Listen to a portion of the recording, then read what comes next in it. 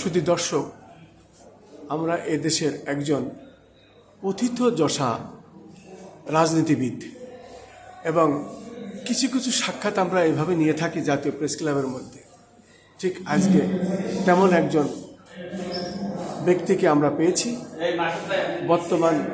বর্তমান প্রেক্ষাপটে দেশের যে রাজনীতি চলমান আছে, এই বিষয়টায় আপনি কি মনে করেন? সঠিক পথে আছে না ভ্রান্তি কিছুটা আছে? থাকলে শুধরাই দেওয়ার চেষ্টা করেন। রাজনীতি তো অনেক চড়াই উত্তরে পারে রাস্তায় আসছে, গণতান্ত্রিক প্রক্রিয়া শুরু হয়েছে।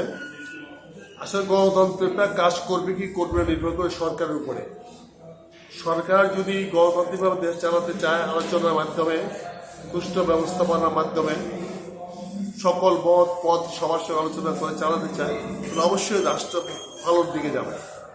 আর যদি সরকার বাধা আহ্বান করে, তাহলে সেখানে অবশ্যই দেখা যাবে যে রাষ্ট্রীয় বিভিন্ন সমস্যার সৃষ্টি হবে। আজকে রাষ্ট্র সেখানে নির্ভর রাষ্ট্রের উপরে, রাষ্ট্র কিভাবে দেখে। আমি মনে করি ইতিবাচকভাবে আগাচ্ছে, তবে কিছু কিছু সমস্যা আছে। বর্তমান সরকারের ল্যাঙ্গুয়েজ পরিবর্তন করতে হবে, ভাষার পরিবর্তন করার প্রয়োজন আছে। এই ভাষাটা কেন জানি কর্তৃত্ববাদী হয়ে যাচ্ছে। কর্তৃত্ববাদী ভাষা বাংলাদেশের মানুষ কখনো মেনে নেয় না, আগামীতেও নেবে না।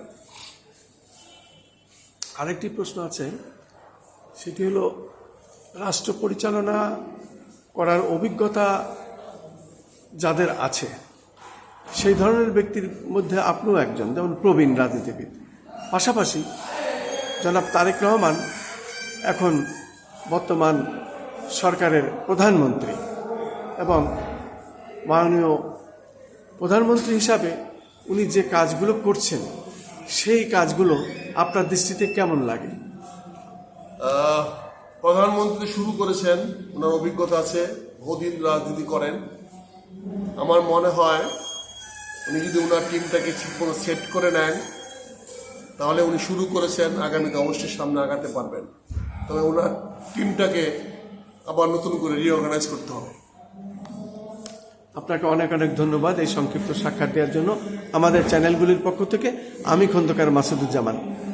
শুধু দর্শক, এই পথিতযশা ব্যক্তি আমরা অনেক ছোট সময় দেখেছি, উনি জাতীয় প্রেস ক্লাবের সামনে এসে যেসব বক্তব্যগুলো দিতেন, ওই সময় মানুষ কথা বলার সাহস পেত না, আর উনি সেই সমালোচনা করতেন।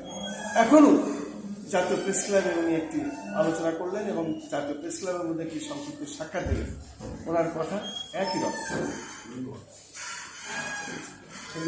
একটা কার্ড দেন আপনাকে।